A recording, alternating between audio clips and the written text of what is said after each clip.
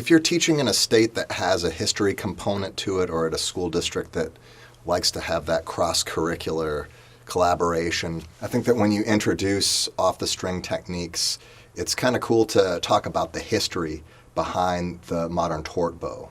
And maybe some people in your orchestra are fashionistas and they really like high-end clothing and stuff, and a lot of this comes from the clothing industry, actually. See, the color purple was very hard to come by, and I'm not a biologist, but from what I understand, like to make purple dye, they had to find some little shellfish-type creature thing at the bottom of the Mediterranean and extract ink from it to be able to get that dye. When explorers started sailing across the Atlantic, and when they found South America, they came across a village in what's now Brazil called Pernambuco. And some people get this confused. It's not that the tree is Pernambuco, it's that the place that it comes from is called Pernambuco. So that term gets conflated a little bit. But the point of this tree is that if you take the leaves and you boil them, it makes purple dye. And this was revolutionary because you could ship these things back to Paris, France, and they can make a whole lot of purple clothing really cheap and make a good profit. So it was Franz Javier Tort that started experimenting with this wood. After they boiled all the dye, they had all these branches left over, and it is a hardwood, so hey, let's try to make stuff out of it. And so he started making bows, and the wood is great for bow material, and it springs, it's also very strong.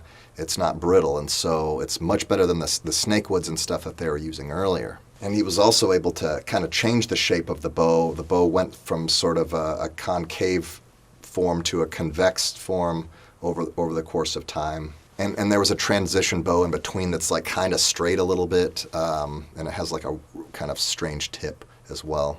But this bow had lots of advantages. It wasn't necessarily designed to play off the string automatically. I think people probably figured that out later. But it was more consistent in all the different parts of the bow, and with it you could get more tension at the frog, more tension at the tip, and create an overall more even sound throughout the bow. Just a side note, sometimes when I have orchestras play Baroque music, I have them simulate that by playing in certain parts of the bow exclusively to kind of simulate what that Baroque bow would sound like if I want a more periodic or an historically informed performance of whatever work I'm doing. The other thing that the Tort bow allowed was more power generation, and so composers, when they wrote fortissimos and beyond, they were able to do so with the understanding that there's the technology now to make those sounds. If you've got the time and you've got a little bit of money, I would definitely encourage you to go out and just try a transition bow. They're fairly inexpensive.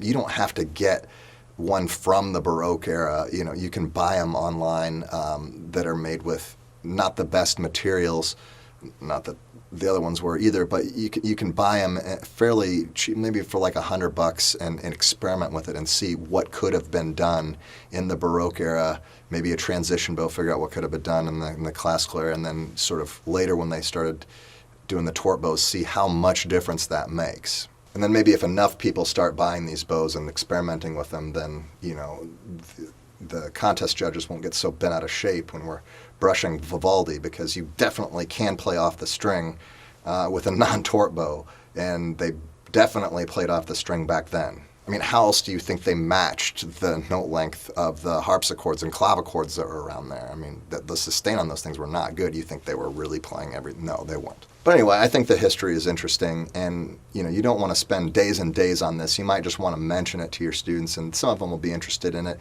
and it'll start getting them thinking a little bit more about the context of music and an overall arching history of the tradition that followed orchestral music.